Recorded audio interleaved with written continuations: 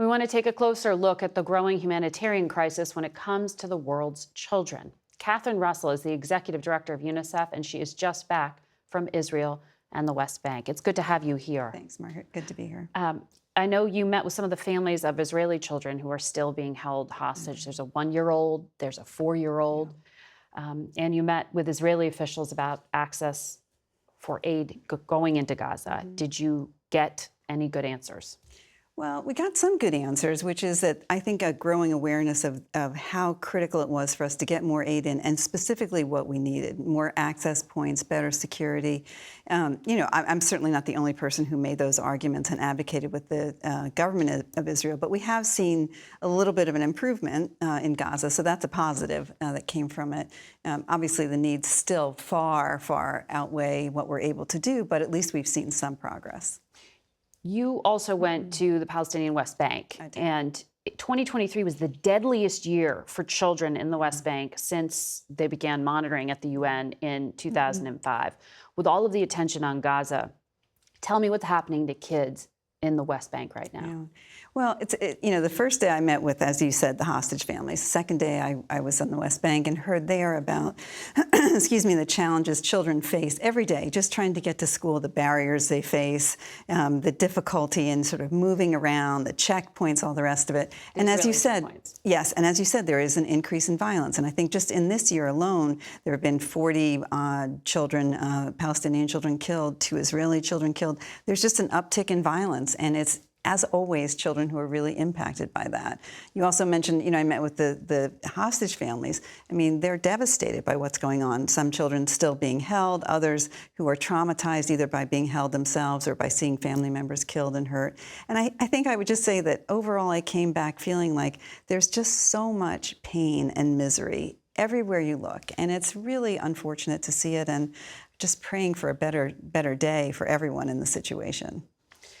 The UN says every 10 minutes a child is killed or wounded in Gaza. I mean, that just hits you in the chest when you hear that. Yeah, it's a shocking number. It's horrific. It is what's happening. Yeah. And the U.S. called this week for an investigation of this mass grave that was just found in Gaza of hundreds of people.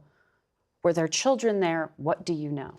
Yeah, UNICEF doesn't know much about that, honestly. I think that I would say a couple things. One, there needs to be a full investigation of what happened, and I think that at some point will certainly, I hope, take place. And second, to me, it argues again for the importance of having international press in Gaza. I say this over and over again because you have disputes about what has actually happened, what's going on. And I think look, there are incredibly brave Palestinian reporters and press people there who are doing an incredible job. Many of them have suffered so much.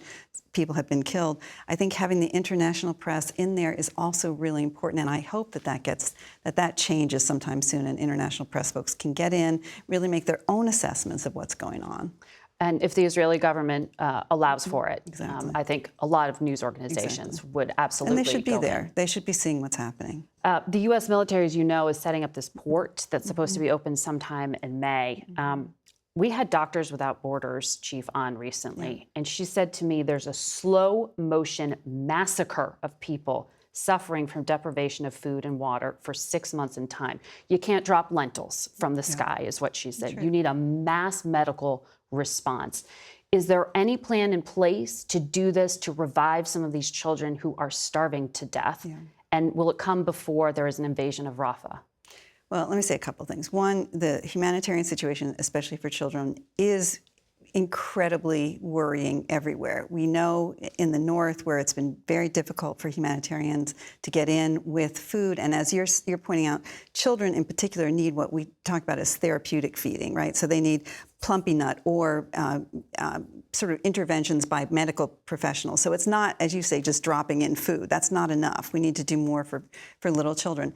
It is definitely not anywhere near where it needs to be. I think that the idea of the port, the idea of airdrops, look, we support is getting as much aid in as we possibly can, but the truth is the most important thing is getting more and more in through road access. That's the best access, it's the safest access, it's the best for humanitarians, and it's the easiest way for us to actually get around. Having said that, it's very difficult to do that for so many reasons, not least of which the roads are all torn up, right? We have security issues, so it's a challenging sort of array of problems, and I think we need multiple ways to try to respond to it. Please tell me what is happening in Sudan, which is the biggest displacement crisis in the world for children right now. Sudan is terrible for children. It is, as you say, the largest displacement. Millions of children are on the move. Almost no children are in school. I think 90% of children are out of school. There's incredible violence, including sexual violence that children are suffering and witnessing. Children are suffering from malnutrition. It's absolutely a devastating situation, and we all need to pay more attention to it, for sure. And these are the next generations that we are talking about. You know what, Margaret, that's the thing about working with children, right? It's like, on the one hand, they're so vulnerable to everything that happens to them. And, you mentioned Rafah. I mean, if there's an incursion into Rafah, that's unimaginable to imagine what the violence will be like and how they will suffer. But whether it's in Gaza or in Sudan or Haiti or so many other places, children are suffering so much. And we all talk about children of the future. Well, okay, then we need to protect them. We need to make sure that they are educated and healthy and have some decent future ahead. And that's critical for them, and it's critical for their countries, and it's critical for all of humanity. Catherine Russell, thank you for your insights today.